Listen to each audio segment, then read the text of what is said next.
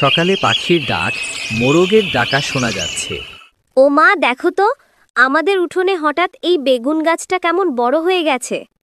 হ্যাঁ রে, কালো তো ছিল না, কে যেন জাদু করে লাগিয়ে দিয়েছে মনে হয়। আমি বাজি ধরে বলতে পারি এটা জাদুর গাছ। গাছে চকচকে রঙের বেগুন ঝুলছে, যেন তারা টিম টিম করছে। গাছের বেগুন হালকা কণ্ঠে কথা বলছে, আমাকে কেউ খেলে তার একদিনের জন্য একটা ইচ্ছে পূরণ হবে। হায় হায়, কথা বলা বেগুন। তাহলে আমি আগে খাই। শিহাব একটা বেগুন খায়। হঠাৎ আকাশে বেলুন ভেসে ওঠে আর তার হাতে বিশাল আইসক্রিম হাজির হয়। ওহো, আমি আইসক্রিম চাইছিলাম, সত্যিই কাজ করছে। তাহলে আমার পালা। রিনা একটা বেগুন খায়। সঙ্গে সঙ্গে উঠোনে রঙিন প্রজাপতি আর ফুল ফুটে ওঠে।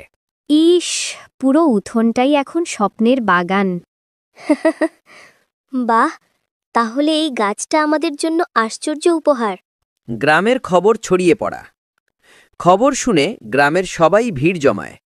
গ্রামের লোক, আমাদেরও ইচ্ছে পূরণ করতে হবে।